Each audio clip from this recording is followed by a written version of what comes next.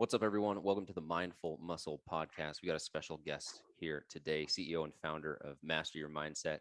He's got a ton of other accolades. He's a father, husband, speaker, 9-time author, podcast host. But we were just jamming about our time at Washington State. And so, Collin, thanks for coming on the podcast, and super excited to have you on. I've looked up to you and your work for a long time. Thanks, Paul. What an honor to have these conversations. I think our mutual goal is to normalize, whether it's mindfulness, mindset, mental skills, just having some awareness, coaching, guidance to prioritize. Like, your mental fitness matters, but just like your body, if you don't spend time on it, if you're not coached, if you don't have a community, it's going to be hard to improve in those areas. So I love any chance to get in these environments where we're having these chats. But we were kind of talking about our time at WSU. We both kind of shared a similar experience of just having performance anxiety, of playing on a team, doing something that we used to love, and that love turned into straight fear, and it took the joy out of it. And I struggled with this paradox of, I wanted to perform so well and play, but at the same time I was so afraid to play because what if I made a mistake?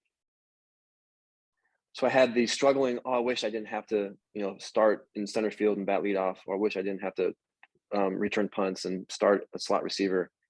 But then if I didn't play, I want to play because I feel like crap because I'm not playing. Yeah. So there is this struggle, and I didn't know how to deal with it. So my coping skill, Paul, like maybe a lot of people, was to just work harder and to beat yourself up and to be miserable. And thank goodness, got some more tools which we can talk about, but it's been a long journey. Yeah, absolutely. I think that's the cool thing about mindset is you can continue to grow and develop it, whereas my speed, my vertical, all those things are going to diminish, but the mind is something that we have so much power to continue to expand if we so choose. That's great. Well, I think everybody needs three things, 3 C's for your mindset.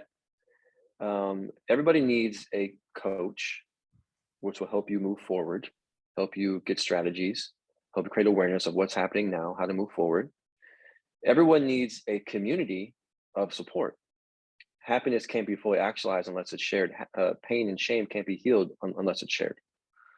But the third thing that I'm advocating now is everybody needs a counselor too, to go back and to learn some of these old stories, these old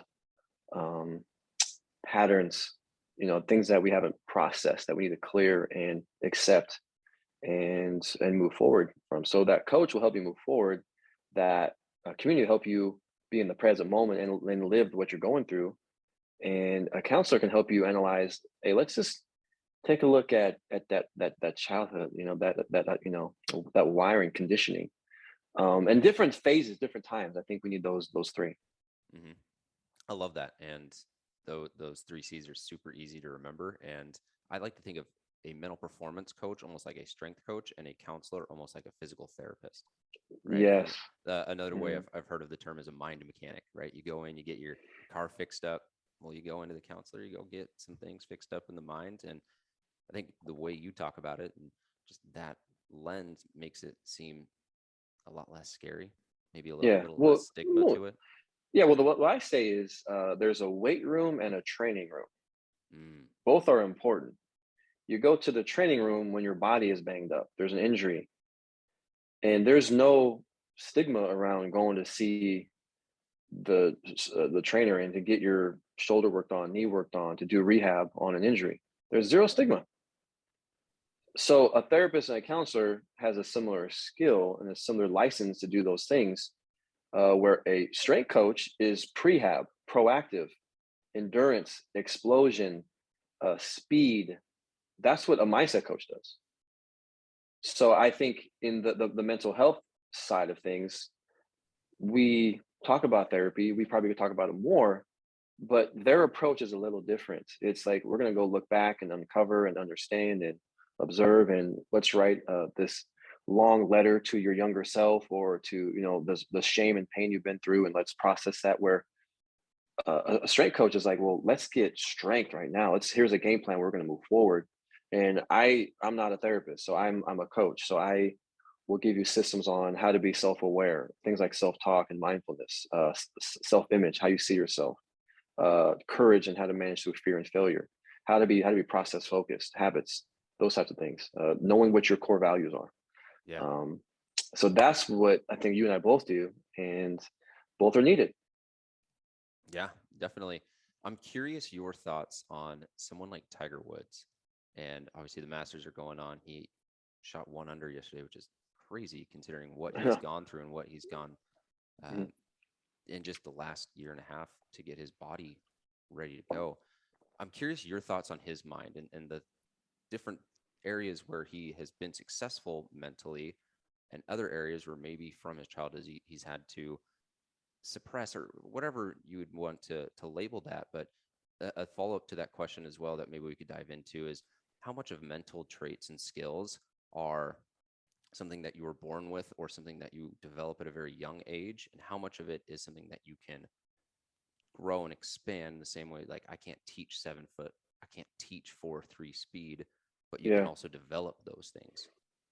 Well, I want you to follow this sequence. I'm trying to remember who I learned this from, Tony Robbins, I think, but um, good times make soft people. Mm, Soft people make hard times. Hard times make tough people, and tough people make easy times for the next generation. So I think he's had that cycle throughout his life. Where as a child, his dad was so hardcore as a 3-year-old about playing golf, Green Beret, just so intense. Um, and he challenged Tiger. There, that special on Tiger was on Apple mm, or Apple TV that was just gut wrenching to watch. Just his how his mind was shaped as an early child. Um, but that made him a freaking killer. He was unhealthy in a lot of ways. We saw what happened with his marriage.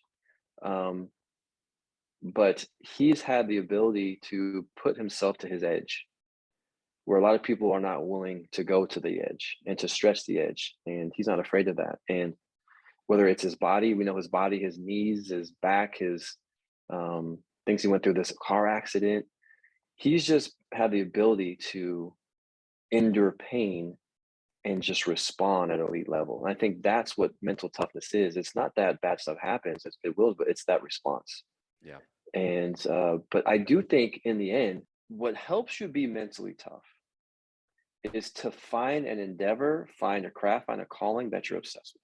So I think what's made Tiger mentally tough to endure this is like he's super obsessed with golf. Why is Tom Brady at 45 coming back? It's not just about the outcomes, it's the whole process. He loves to watch film, he loves the training, he loves the practicing. So I think give yourself the right environment to be tough mentally. Yeah, definitely. That's something that I had another coach from the Seattle area talk about, just being obsessed. Chris Hippo was talking about great basketball Mhm. players. The thing that connects them all is that they are obsessed with the game, from dribbling to shooting and the stuff that's so minute. And that's ultimately what builds toughness. But there's a saying that I like when you look at passion and kind of like the root of it, and it is to suffer, or a version of that. And so something that you're passionate about, you're willing to suffer for. And it sounds like from what you're saying, that's a really good way to develop that toughness, but you don't even realize you're developing it. Yeah, because if you are obsessed with it, you love it, you're into it, you are committed to it. I think that's the other thing is you are committed to it. It's like I'm committed to this marriage. I'm committed to this business. I'm committed to you as a human being. So whatever it is we're going through, we can get through it because I'm committed, and that commitment is a choice. And I think with the transfer portal, with all these things, people are just this is too hard. I'm not going to do it. But anything easy is not worth anything. I tell people easy is a trap. If you're seeking for easy, that fulfillment is never going to be fully actualized because I mean, as weird as it is, like suffering, sometimes I just thank God for the suffering. Mm, This sucks, but my um, perspective can't be shaped in the way that I can really enjoy something unless I've suffered. hmm. Now, what we don't want is self-suffering, where you're destroying yourself with your self-talk and shame and guilt. We got to be careful of that. But and going through hard times sometimes, like we need to accept it. I think When you don't accept it and you are living this fantasy land, like you can't really learn from it. You can't move through it. You can't move past it.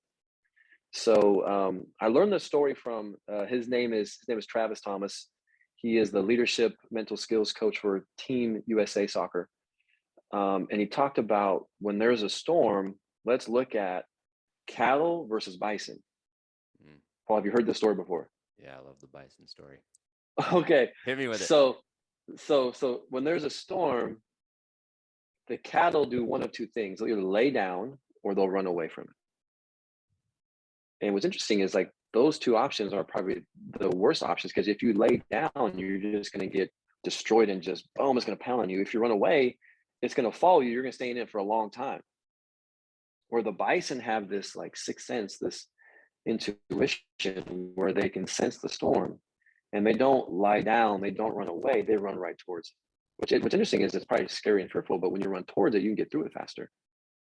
So, and I think let's use a storm as like emotions that you're feeling, fears that you're facing. If you avoid them, if you deny them, if you don't accept them, if you don't move through them, learn from them, you're going to be miserable for a lot longer. And I think some of the stuff that I've dealt with in my life, my fears of, so I stuttered pretty bad. I don't know if you listen to my podcast, that's one thing I've had to like work through.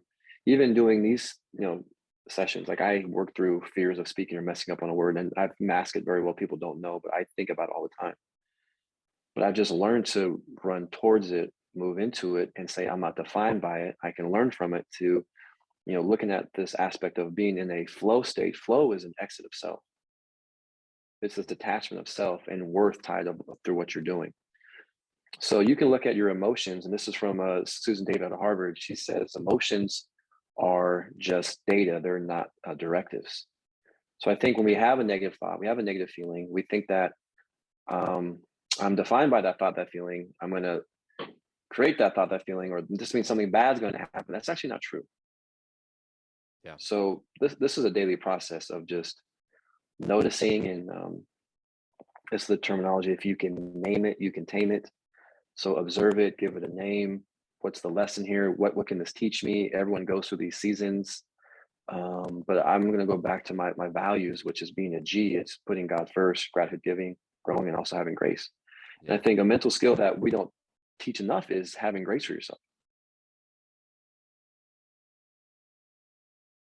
That brings up an interesting point. You talked about courage and how the bison move towards something. And I think a lot of times it's really easy to think someone is born with a gift or they're born with a trait. And I'd be curious to your thoughts around courage versus confidence and the difference between the two, and how people can understand it's okay to not be confident, and maybe courage is what you need, and how to develop confidence and have that be something that you're not faking it till you make it. You just are. Yeah. Well, I'm listening to this book called Groundedness by Brad Stulberg. And he referenced another thought leader, and it's the phrasing, mood follows action. Say it again. Mood follows action, not mood first, action second. I think that's a lie. A lot of people think it's, I need to feel confident first, I need to feel motivated first, and then I'll achieve all these great things in our life. But what we know the top performers do is it's action first. It's, I don't feel confident, but I'm going to move forward anyway. I'm going to get that movement. I'm going to lean into it. I'm going to take action. And through that action, I can create a move. So the system I teach is M3, movement, momentum, motivation last, not motivation first. And you can attach confidence in there. You can attach like clarity. You can attach impact. But I really think if we can train our mind to act different than how we feel, it's the start that stops most people. But it's going to doing the work up front in what is my identity, what are my values, what's important to me. So if I know this is important to me, if I know this is what I value, even though it's uncomfortable, even though it's challenging, I'm going to do it anyway. But I think a lot of people let their feelings and their mood dictate their action. Where if we can have this Newton's first law, an object in idle stays in idle, an object in motion tends to stay in motion, just have this bias for action.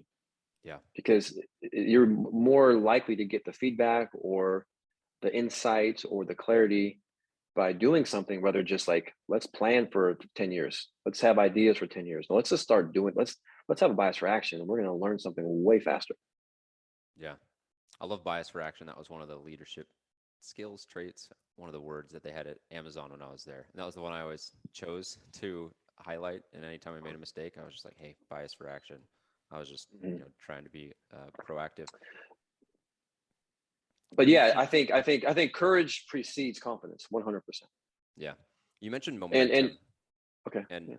the thing that was interesting around you were talking about Newton's first law that I think a lot of people overlook is that momentum piece, and getting started is hard. And then Mm-hmm. when I'm working with someone in the health fitness space, maybe nutrition, it's that loss of momentum that is really the killer. And I always use this metaphor, not even metaphor, but a quarterback, Tom Brady, he's fine with a 1 yard run. He doesn't want a 10 yard sack. And just talk a little bit about momentum and when you're coaching people through that M3 system, how to keep momentum, how to regain momentum, and just the decisions that high performers make to not sacrifice momentum. The number one driver of momentum is environment. Is you want to create an environment where it's easy to get started. This is from the book The Happiness Advantage by Dr. Sean Achor. He said, I was learning to play the guitar, and I had the spreadsheet of when I'm going to practice and the days and the times. I had it on my wall, but my guitar was in its case on the top of this closet, and it sat there with my plan for 2 months. He said, I did one simple change, and I threw away the plan, and I simply took the guitar out of its case and set it right by my favorite chair that I always sit in. So when I sit down, oh, I'll just pick this up and I'll just strum a few chords. So when you want to be more healthy with your exercise, create an environment where it's easy to get started. Lay out your clothes. Have a ritual where you have the most amazing tasting pre-workout, where you look forward to that pre-workout just to get started. I know for me, the story I give is when I moved to Lake Tapps with my wife. We had 2 kids at the time. I had a buddy that lived near me. And he says, "Hey, well, there's this gym up in Milton Fife. It's only like $12 a month. You should go. Will you join me?" I was like, "Okay," but that was like a 10-minute drive, which is not very far in theory, but I don't know. I was just like, okay, that's 10 minutes there, 10 minutes back. That's basically almost a half hour I waste. So I went 4 times that year. What changed for me was there was a gym, Paul, literally right across the street from my house, but that was like 40 bucks, 45 bucks a month.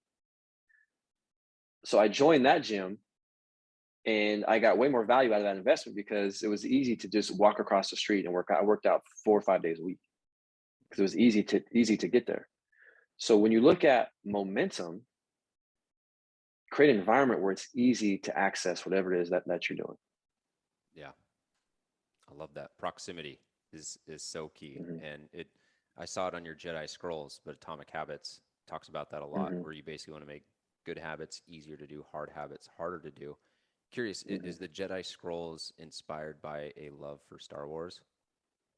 Jedi Scrolls, yeah. I mean, it's just I love Star Wars, and I think it was episode 8 where I was kind of frustrated with that episode because in episode 7, Rey is like the new Hope, kind of like the new Luke Skywalker, and she has these traits of like Jedi, and you can see that she's destined for something. And then she meets Luke at the end, and we're thinking, oh my gosh, dude, Luke's gonna train her. And then episode 8, Luke doesn't give her anything really, but he references in the temples. There's the original, text to learn how to master the Force, the Jedi text. So the Jedi Scrolls is just like a analogy, a metaphor for when I was struggled. I mean, I struggled for a lot of my life on just confidence and loving myself, and just I was always in my own way. And I had a mentor when I changed companies. Shout out to Frankie Pretzel out of Chi-Town, Bard Medical. What's up? Yep. And he basically, we're in his car. I was working with him for a week. He was my sales trainer, and he was like, dude, Colin, your thoughts are powerful. Whatever the brain can conceive and believe, it can achieve.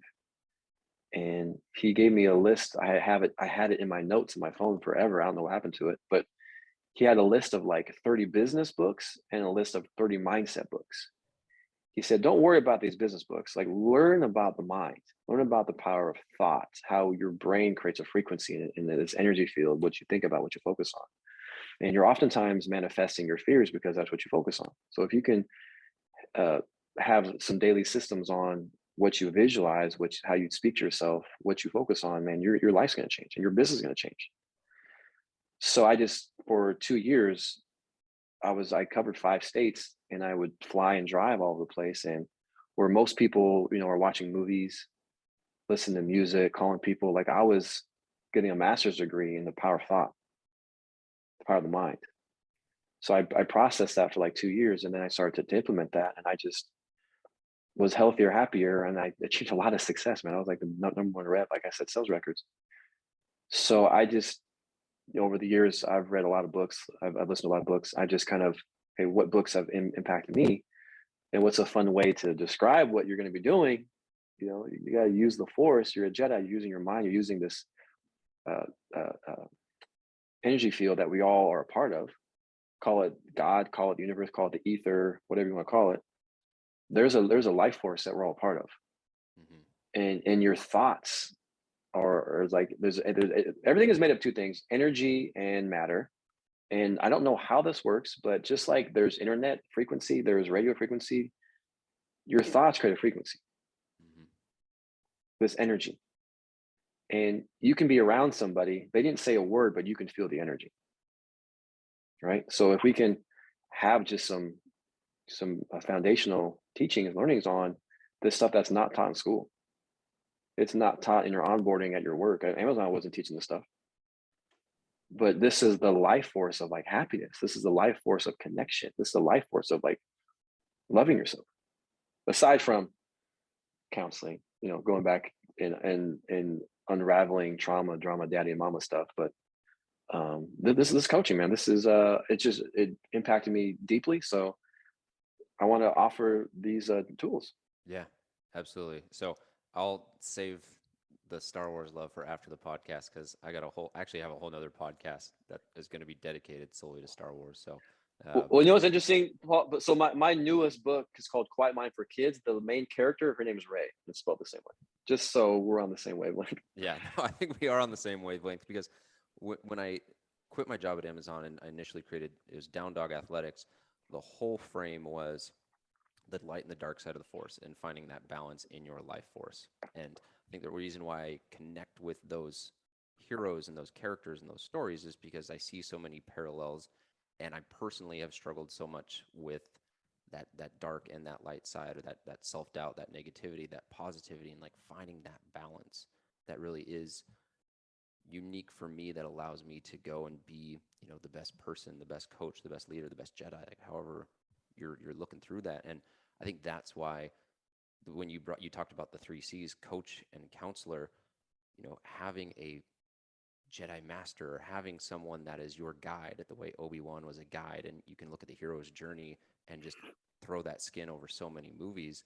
But anyone who's gone and achieved anything great has had a guide, and I think that's it's just awesome that you talk about that. And that was like the first thing that we touched on, is just having a coach, having a guide, because we're all on our own hero's journey. Yeah, I think you need to hit it from all sides. Again, a counselor is looking back, a coach is looking forward, a community is living with you now through your trials, your successes, your failures. It's living with you in the present moment. I love that. I love that.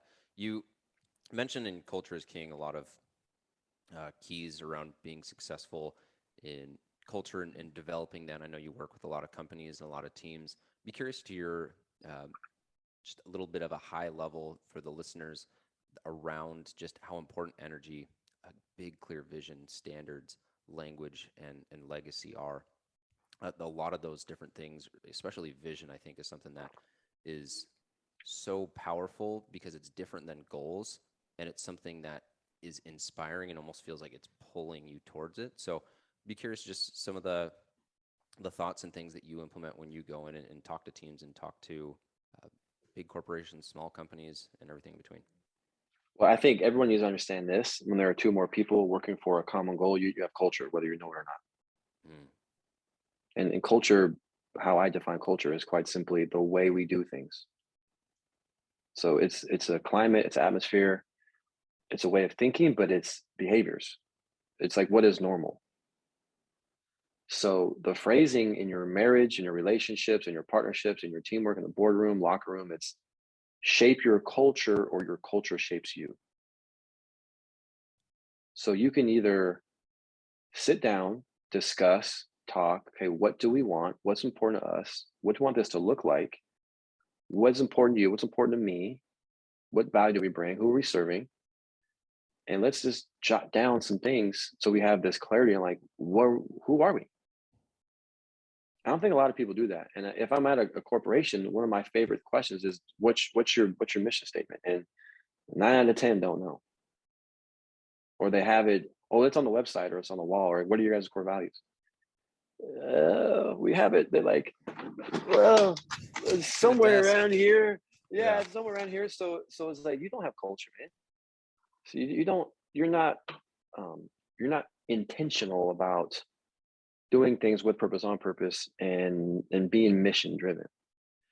So it's hard to sustain and really, really thrive and be fulfilled if some of these things aren't in place. So I can look at it so that when I wrote the book Culture is King, it was more or less, I was asked to speak to a bunch of orthodontists at a conference. And I was like, what am I going to tell orthodontists and dentists about their job? Well, let me assess. They wanted some stuff on like teamwork and like how we can work together. I was like, well, let me just reflect on my years in team sports, my years as a sales trainer, managing 5 states, being married. Like, what do I think everyone needs? Like teams. I've read a lot of books on it. So let's just start with leadership, number one. Paul, how would you define the word leadership in one word? Man, that's a great question, because I only have one word.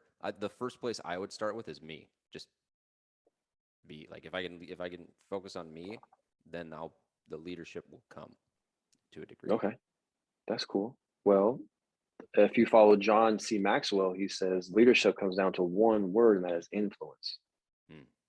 So you're kind of right. You can't influence yourself. You can't influence anybody else. So how can I lead someone? Come follow me. Here's where we're going. If you don't have the skills, ability to influence. But I would challenge John C. Maxwell and say, well, John C. Maxwell, you're a guru in this. You're probably one of the best known teachers in this field. But what is influence? So Paul, let's do this last kind of mind mapping. How would you define the word influence if you had one word? Pull, which isn't a fancy word, but when I think of influence, I think of, I'll use the phrase like moon and tide a lot, right? The moon pulls the tide. And in any relationship, right? You can even look at sales. That's great. I'm selling you on it right now. I'm selling you on the idea that pull is the word of influence. Now, is that true? No, but I'm curious what I love that you said that. Well, that person who's getting pulled has to make a decision that moment, and they have to decide, is this person, is this product, is this service bringing me value? Yes or no? If it doesn't bring me value, I'm not going to stay in it. I'm not going to do the work that needs to be there. I'm not going to buy it. I'm not going to do it. So leadership to me is bringing value. Because you can't influence somebody unless you're bringing value. So it's like, how am I bringing value today? How am I making them more feel safe, creative, more connected, happy, challenging them, making them better? So I think we got to look at leadership as in your marriage, as a parent, as a colleague, as a friend, and you have neighbors. What are you doing to bring value? And then your worth is tied to that value. But I think you want to lead people. If that's your endeavor, if you have people that you count on them, they count on you. It's like, well, man, how do I bring value to myself? How do I bring value to you? And I really found 3 steps to do this, to lead. Number 1 is to connect, is to be connected, build relationships. Relationships win championships. So a lot of times when there's a breakdown in a team, they're just simply not connected, you know? So Paul, what's the number 1 killer of a like culture and like a team environment? What do you think? Lack of communication. Lack of communication. I'm 1 So for 3. I finally got one. If we're not communicating, I don't know what your needs are. If we're not communicating, I don't know you. So as a pillar of leadership, you don't need to be best friends, but to bring value, you need to know them. What are your goals? What's your backstory? What are your wants? What are your needs? What are your challenges? If you're not connecting, and then, but I quote the Harvard study on happiness, dating back to the 1930s. It's the longest research trial on happiness known to man, and they found that human connection is the number 1 source of happiness. Happy people perform better, flat out, no questions asked. Person over performer. So we got to be connected, number 1. And then when you're connecting, that flows into the second step, I think, to bring value and to make people love what they're doing, be a part of something, is it creates trust. If there's no trust, you don't have a team, you don't have a marriage, you don't have whatever it is. Like if there's no trust there, dude, you can't get things done. You just can't show up with like, hey, we are unified. I got your back, you got my back, you do what you say you're going to do. It's predictable. When it's not predictable, that creates anxiety, it creates stress, it creates angst. You feel, I'm so let down because you're not doing what you say you're going to do, you know? So, and then Harvard, they showed people in a high trusting team or high trusting teams are more productive, fewer sick days, more energy. There's just a lot of good data on why trust is critical. But then, okay, we're connecting, we're trusting. And then what flows into the number 1 superpower of leadership is we are vulnerable. Vulnerability is so critical to leadership. And okay, you read Culture is King. Google research what's the number 1 employee need at work. Paul, do you know what that is? Sorry, say that again. Google research says, or you're telling me the research. No, don't Google. The Google research their employees, humongous Fortune 5 company. I mean, Fortune 10 company in terms of profit. Yeah. They looked at and they were researching their employees. What's your number 1 need at work, and what is that? Man, I don't know. Psychological safety. I feel safe around you. I feel safe here. I feel like I can ask questions. I feel like I can challenge what is being done, and it's a safe place to not always agree. I love to be here. I feel like I can be myself here. That's a lot of value, because people don't leave jobs, people leave people. Yeah. So listeners, do you lead people? Do you work with people? Are you connecting? Are you consistent with your thoughts, words, and actions to create trust? Are you an environment where it's okay to be vulnerable and you model that? So that's where we got to start. And then once we have that established, it's how we lead, how we connect. Then the 5 pillars I work through culture is, number 1 is energy, which great job listing all 5. Energy. Do you take, or do you give energy with the words that you choose to use? How you show up? Do you focus on problems or on solutions? Are you interested or fully committed to the process? It's knowing your why, knowing your strengths, not going alone. And then the second one is having vision. Okay, where we headed? What's the mission? What are the values? What's the purpose? What's our slogan?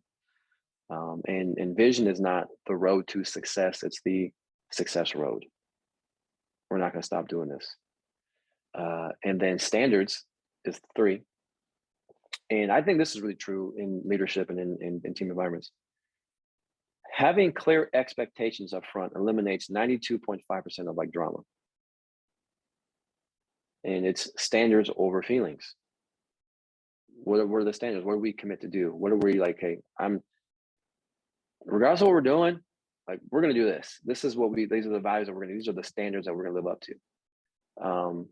And I love talking about being a G, which is gratitude, giving, growing every day. Those are great standards.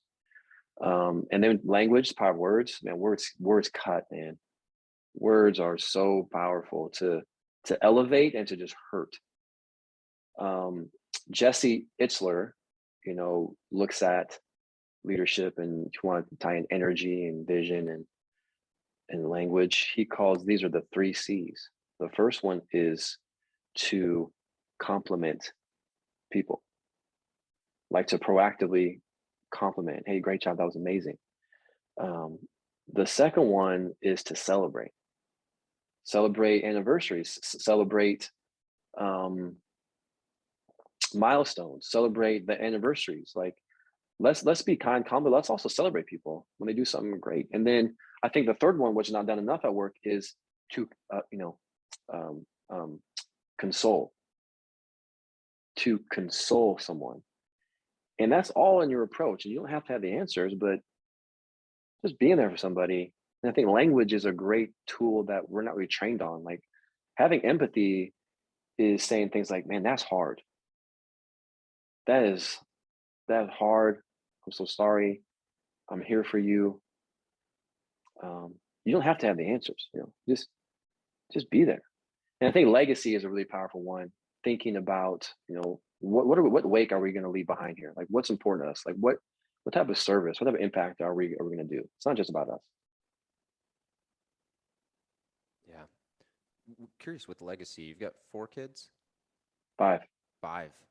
Yeah, I grew up in a household of 4, and so that's kudos to you guys. That's a lot of energy to manage. Curious what, as you look at legacy, the different ages of your kids, what are the first traits, the first beliefs, things around language that you're really trying to instill, knowing how impressionable kids are at a young age, but then as they grow and develop and mature? Well, we have a family slogan, which is Henderson's help. So I'll ask my kids, we got 9, 8, 6, 4, and 2. I'll say, kids, what do Hendersons do? Like help. And I don't do it every day, but most days I'll ask our kids at the end of the day when I'm, reading them a bedtime story or after school, I'll say, who did you help today? And I don't ask them, how was your day? How was, that test you took, or did you eat your lunch? It's who'd you help? I just want them just thinking about, we're going to seek to serve, not swerve. We're going to normalize kindness. That's one thing. And that's part of my core values of being a G, which is giving. The other thing we do most days is over a meal, we'll play what's called happy breakfast, happy lunch, or happy dinner, where we'll go around the table and every kid will tell all of us what's one thing that made them happy today, one thing they're excited about. Then we'll say 1, 2, 3, happy, and we'll pound the table and say happy. Or we'll play the game where everybody gives someone a compliment around the table, and then they give themselves one. That's the power of self-talk and just kindness. So we touched on gratitude, happy. We touched on giving, which is Henderson's help. Growing, and I think growing could be, especially my son Baylor is doing baseball and basketball, and Bella is going to start basketball. She did dance for a while. It's just using the language, man. Dude, just have fun out there. Just learn and grow. There's no mom and dad are gonna love you regardless of what happens. So let's just go out there, and your job is to get your skills improved a bit and learn to love what you're doing. That's all that matters. Yeah, I love that. What's next for you, or what's something that you're on your vision, on your success road, something that you're striving to do every single day, but then also looking out for something that you're excited about creating or giving or developing? Well, the first one is living authentically in the things that I talk about.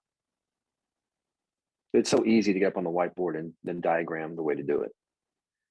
But when you're in the fire and you're in adversity, challenge, change, like, are you optimizing the skills that you teach every day? And I can say, I try, I don't always do it, but I'm on a path. I'll never stop trying to do that. So I think that's number one is I can get on podcasts. I can give you a lot of answers. I can give you a lot of models. I can give you a lot of, I can research. I can give you quotes. But I think, truly living, and I think I do a good job, but I can do better. Like really living what I'm teaching, like especially the mind, like the thoughts and the adversities and the challenges. Like, are you really staying present, grounded? Talk about staying neutral, not always like high or low, but like assessing, accepting, then you commit to the next right step. But I think for me is just my mission statement, Paul, is to transform lives and normalize mindset training. So my goal in my life is to normalize what we're talking about. Give these resources to more people, whether it's online courses, whether it's live events, whether it's here's a program every month that you're a part of, getting this stuff to more groups, coaching people and giving them a system I've developed that we can get this to more people. So I just think scaling is probably what I'm currently trying to figure out. Yeah, I love it. With Quiet Mind recently released, one of the things I want to do, anyone listening to this podcast, anyone who shares or just mentions to me in passing that they listen to the podcast, they got value out of this podcast, I want to give away a copy of that book. And so that's kind of like a call to action for everyone listening to definitely share that, because that's something you just released in November, right? Yeah, this past fall, correct. Yeah, talk a little bit about that and just the process and that, the inspiration for that, and what people would find valuable in that book. Yeah, so in let's see, in spring of 2019, I got a text from the Mariners organization, one of their minor league coaches, who was one of my friends. They're down in Arizona, in Peoria, and he's like, we got two guys that have the yips. Collin, do you have some tools, resources to help? There's a coach who can't put batting practice. He keeps hitting people, and then like people make fun of him and his psyche and the confidence, and it's just embarrassing. And how can I coach if I can't throw BP? And there's another player who I don't even know. He either was a catcher and couldn't throw it back to the pitcher, or a second baseman couldn't throw it through. They had a problem, a skill that they've done their whole life. Now they have like a mental block. So I was like, well, thank you for thinking of me. I can't answer this. I can't solve this problem via text. So let me do a deep dive and like give a daily program, just like someone who is an expert in diet and in food. Let's put together a plan of what you're going to be eating, like rehab with your injury. Like, hey, here's a rehab plan. So I was like, hey, here's a mental fitness plan on how to move through fear. That's really what it is. It's fear. That's really what it is. You're thinking about outcomes you don't want. You're holding on to past mistakes because the body keeps score. The body has memory of these like traumatic events. So it's just your body is getting in the way of your mind. Your mind's getting in the way of your body. So there's some healing, some rehabbing that has to be done. So I put together a little program. I wrote stuff out. I recorded audios. I sent them down to them, and it was helpful. And let me expand off that. So this book, Quiet Mind, is I expanded off of that, system, because I had the yips. Like I used to stutter pretty bad, and I could talk in normal environments. Sometimes if I had to be in front of people, or there's a microphone or a camera on, like I literally couldn't create sound. So I kind of know what it feels like to have those fears. Something you can normally execute, you can't do it in certain moments. So that's the book. And it applies. It's not just based on this book applies to life, sales. There's some sport examples. There's a lot of business examples. So it applies to all things. Yeah. Anytime I hear the yips, I just get a little thud in my chest, because that was something we would throw the ball around before a game. I would put two balls. I'd have one ball in my pocket, but I'd always have two balls, because I would 50% of the time throw the ball in the left field, just throwing it around as a catcher. And it was interesting. Wow. Talking about a catcher and a pitching coach, or someone throwing BP. I've always been fascinated. Catching is such a cerebral position, or quarterback is such a cerebral position. Golfing is such a cerebral sport, and it's almost like your strength becomes something that can come and get you on the back end, right? Where it's like it's a strength. You're able to process a lot of information. You're able to know who's on first, third, what the pitcher's doing, innings, outs. And then all of a sudden you can't throw it back to the pitcher, or you can't throw it to third base, right? Or because you're thinking about the activity. A cheetah doesn't think about what pounce angle am I going to get on the zebra. Right. That cheetah is instincts. It's speed. It's I'm attacking. So like when I'm speaking fluently, I'm not thinking about speaking. When I started, I would think about speaking. Mm-hmm. So when you're thinking about throwing into the pitcher, you're thinking about when you do it, you don't think about it. Your body knows what to do. So it's really this work was getting out of your own way. Really, just not. It's so hard to tell somebody don't think. Like that just doesn't work. Yeah, absolutely. It takes some exposure therapy of like fear. It takes like slowly, just slowly moving through it. And one of the stories in the books, I was doing research on yips. Like, okay, I'm gonna research and I'm gonna interview everybody I've ever know who's had the yips. And one of my buddies, I won't say any names. I use the name Josh in the book, but he was drafted by the Pirates, great college player. And in the minor leagues, he was like shortstop AA, I believe at the time. It was like his second or third year. And he would airmail the ball to first base. Like he couldn't throw to first base. This was happening for like a week or two. And he was so embarrassed and what to do. But he said, what changed was our manager brought the whole team together one morning out in the field. And he said, guys, we all know Josh is a great dude, wants to do well, but he's struggling throwing the ball to first base. So this whole practice today, we're going to love on him. We're going to encourage him. It's a safe place to fail. We're going to get pissed if Josh tries to guide the ball. We want Josh to let it rip and be himself because we know who he is. He's loved. It's a safe place to fail here. And Josh was like, I was so embarrassed, but like I felt free. And he said, I cured the yips in that day just by having my manager address it. So when you hide from things, when you run away like the cattle, when you run away, you don't accept it. You don't accept. Okay, let's get to truth. What is happening? This doesn't have to find what's going to happen next.